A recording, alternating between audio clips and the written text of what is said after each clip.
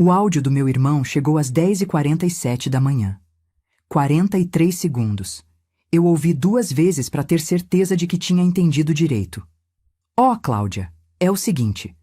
A mãe falou que você vai de azul na formatura. Então, melhor você nem ir no Copacabana Palace depois da cerimônia, sabe? Tipo, seu estilo é meio... como eu posso dizer? Básico. E vai destoar das fotos profissionais. A gente tá pensando em vender pra revista, entende? Nada pessoal. Beijo. Não gritei. Não joguei o celular. Simplesmente calculei o retorno sobre o investimento da minha dignidade e descobri que estava no vermelho.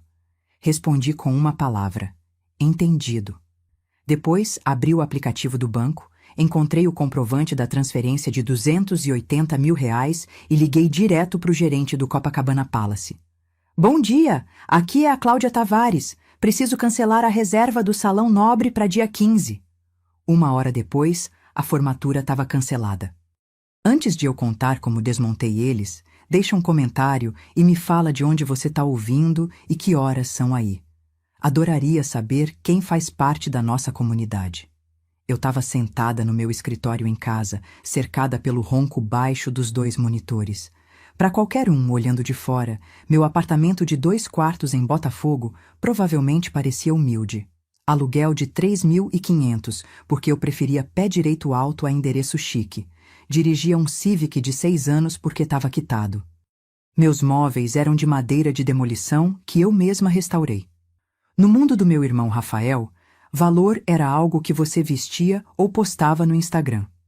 No meu mundo, valor era liquidez, juros compostos e a capacidade de dormir à noite sem dívida. Li o áudio dele mais uma vez, analisando não como irmã, mas como engenheira procurando falha estrutural. Seu estilo é básico. A lógica era fascinantemente falha. Rafael assumiu, com a confiança absoluta do filho de ouro, que os R$ 280 mil, garantindo a formatura dele, vinham dos nossos pais, Sérgio e Lúcia.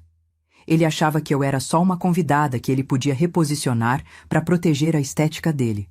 Não sabia que 3 meses atrás meu pai tinha me ligado em pânico, admitindo que não tinha o dinheiro para o sinal do hotel, me implorando para bancar para ele não perder a cara na frente das famílias ricas dos colegas de turma do Rafael. Eu tinha transferido R$ 280 mil direto para o Copacabana Palace para salvar ele da humilhação. Nem pedi obrigada. Só arquivei o comprovante. Mas o áudio do Rafael tinha acabado de anular o contrato. Não me senti triste. Senti a clareza fria e afiada de uma auditora encontrando erro massivo nos livros. Peguei o celular e disquei para o gerente de eventos do Copa, Marcelo. Marcelo, bom dia.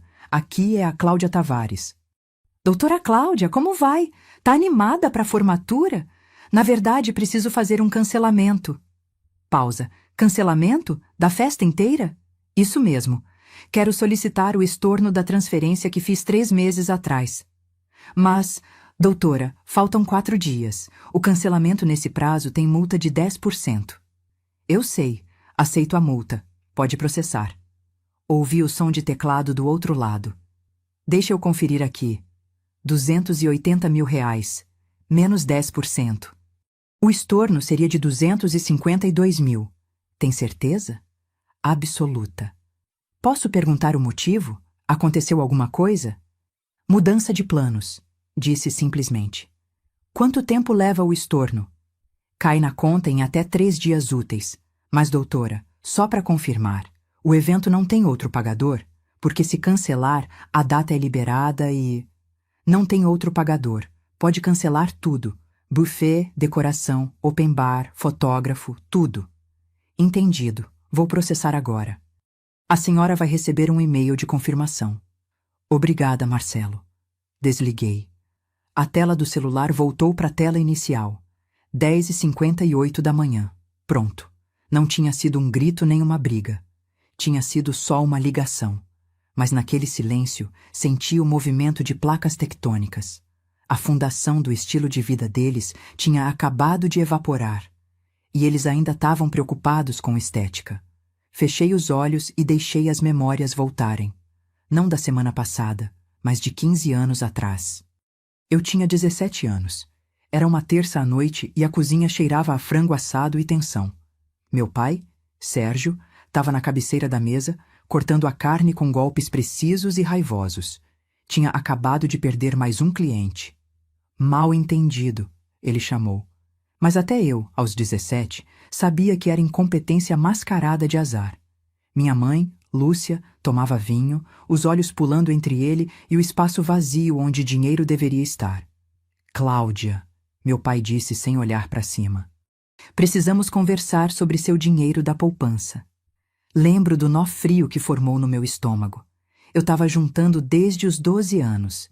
Dinheiro de fazer bolo para vender, de dar aula particular para os vizinhos, não era fortuna, mas era meu plano de fuga. A gente precisa pegar emprestado, ele disse. Não era pergunta. Só por uns meses, até a empresa se recuperar. Eu tinha concordado.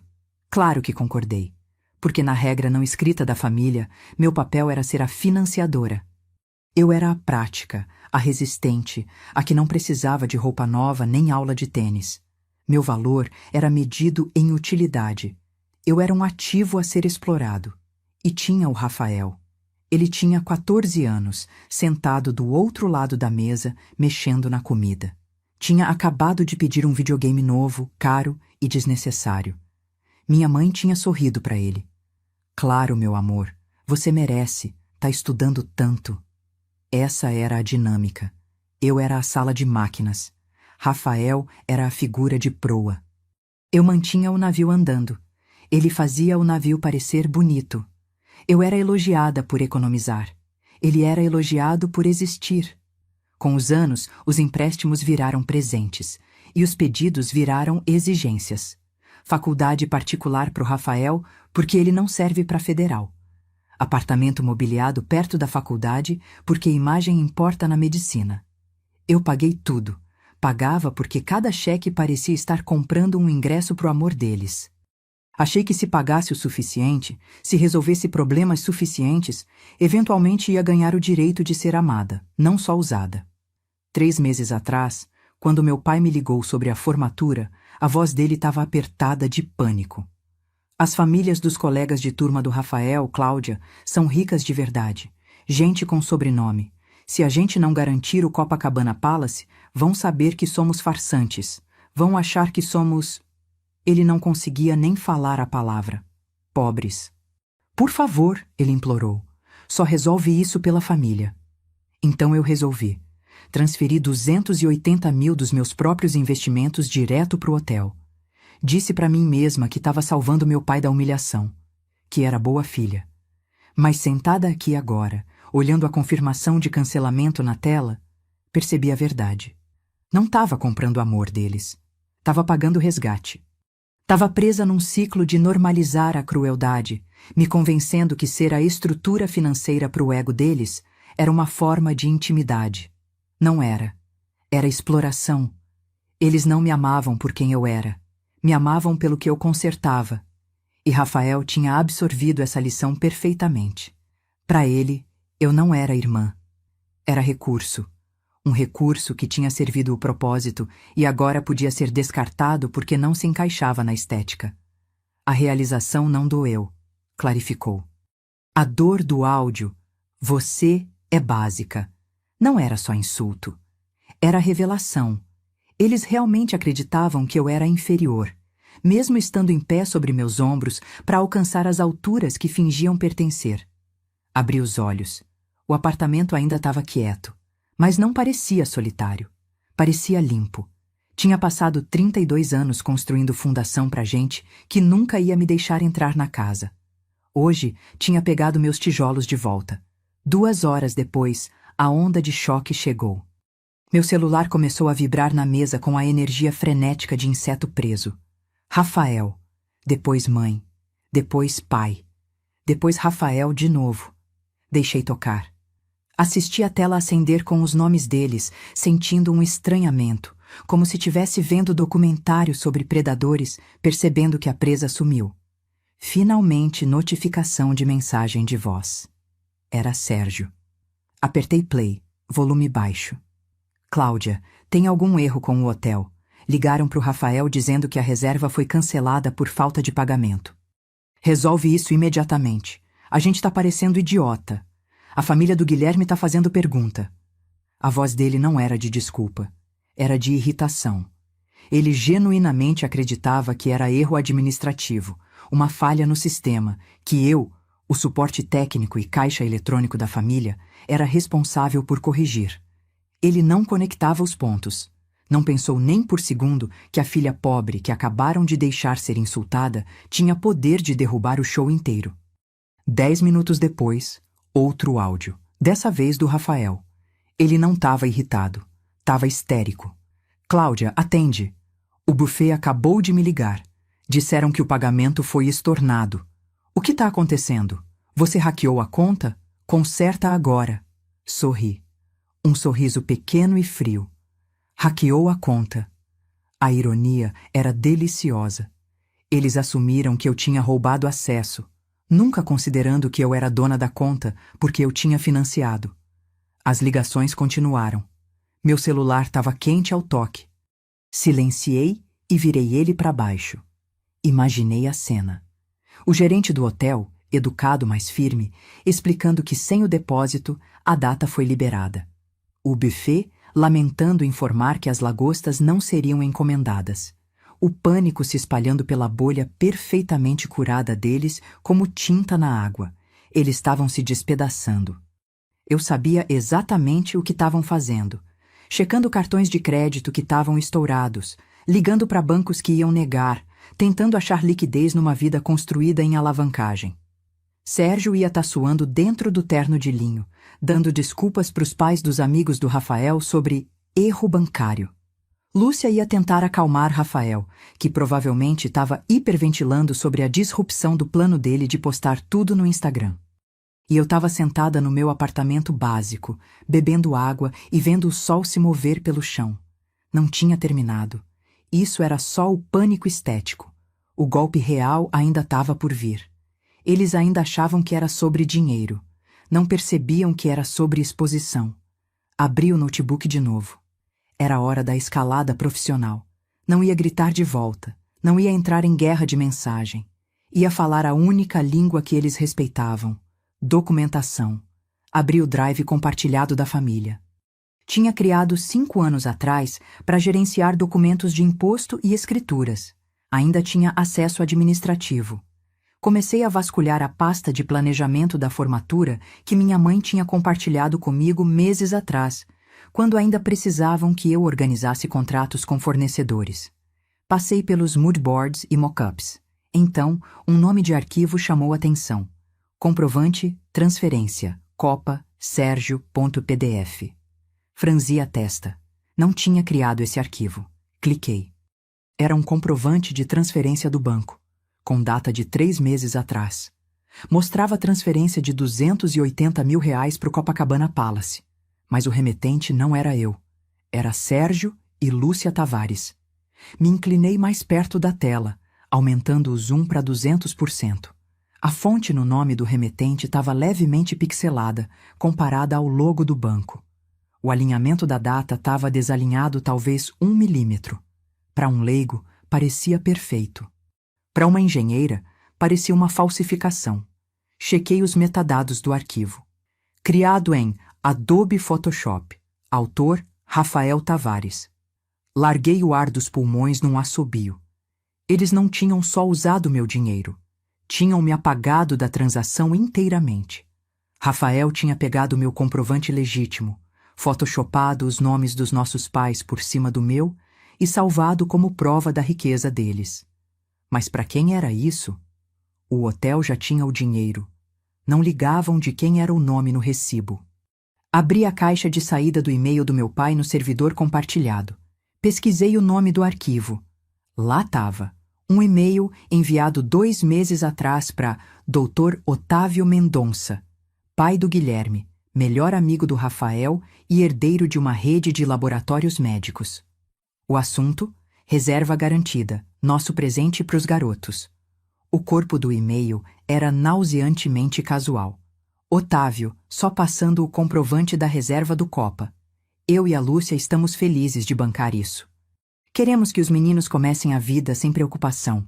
Vamos almoçar no Jockey semana que vem? A ficha caiu com força de soco físico. Isso não era só sobre formatura. Era um esquema Ponzi de status social. Sérgio estava quebrado, liquidez zero, mas precisava que os Mendonça, família de dinheiro velho, acreditassem que ele era igual a eles. Tinha usado minhas economias para comprar entrada no círculo deles, alegando meu capital como dele próprio. E isso significava que meu estorno não tinha só cancelado uma festa. Quando puxei o dinheiro de volta, o sistema automatizado do hotel teria mandado um aviso de pagamento cancelado para os titulares do contrato. Mas como eu tinha mandado print do meu e-mail de cancelamento para o grupo da família, incluindo o Rafael, ele ia ver duas realidades conflitantes: meu recibo real mostrando que eu paguei e o recibo falso do pai dele mostrando que Sérgio pagou. A matemática não ia fechar. E quando gente rica vê matemática que não fecha, não fica com raiva. Contrata advogado. Olhei para a tela. Para o Photoshop fraudulento que estava prestes a destruir a reputação do meu pai muito mais completamente que qualquer fofoca. Não tinha só exposto ele como pobre. Tinha exposto ele como vigarista. Salvei o arquivo no desktop. Arrastei para a pasta chamada Evidências. Meu celular começou a tocar de novo. Dessa vez, não era Rafael. Não era minha mãe. Era o interfone do prédio. Dona Cláudia, tem o seu pai e sua mãe aqui. Dizem que é urgente. Olhei para o relógio. 9 da noite. Não autorizo a subida, seu Geraldo. Obrigada por avisar. Entendido, Dona Cláudia. Desliguei. Tinha a planilha. Tinha a verdade. E agora, tinha o tiro fatal. Fui até a janela. Lá embaixo, no meio da calçada iluminada pelo poste, vi duas figuras. Sérgio e Rafael. Meu pai, normalmente uma torre de arrogância e perfume importado, parecia encolhido dentro do terno de linho. A gravata frouxa, o colarinho aberto, parecia velho. Rafael estava pior. A estética de luxo tinha sumido, os olhos vermelhos de tanto chorar, a postura desabada. Peguei o celular, abri o grupo de WhatsApp da família estendida.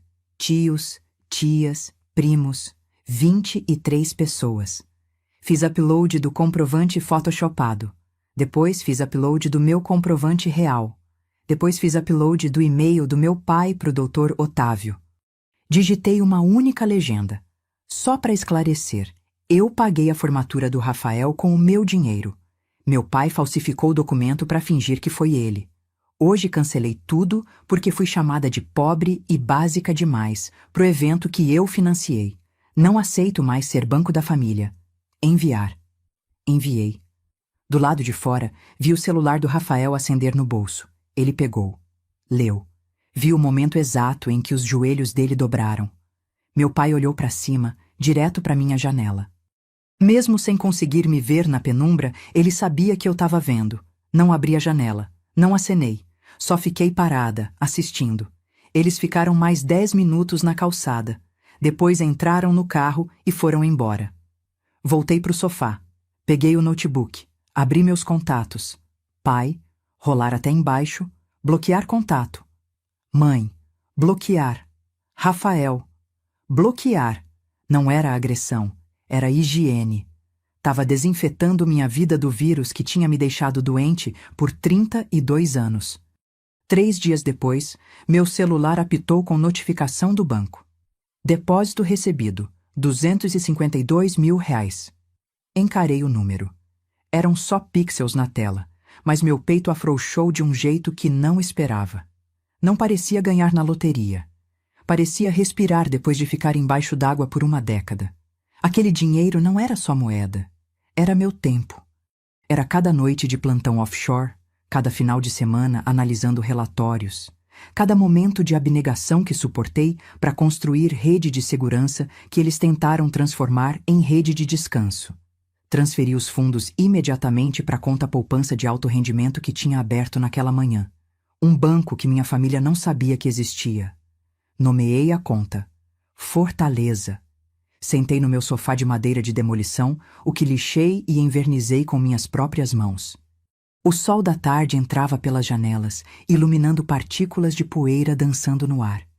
Tava quieto, um silêncio profundo e ressonante que se instalou nos meus ossos. Por anos, vivi com corrente invisível no pescoço. Era pesada, enferrujada, conectando minha autoestima diretamente à aprovação deles. Achei que se puxasse forte o suficiente, se carregasse peso suficiente deles, se pagasse contas suficientes, a corrente ia virar corda de salvamento. Achei que ia me puxar para perto deles. Mas sentada aqui na paz da recuperação, percebi a verdade. A corrente não estava me segurando neles, estava me afogando. Ao estornar aquele dinheiro, não tinha só cancelado transação.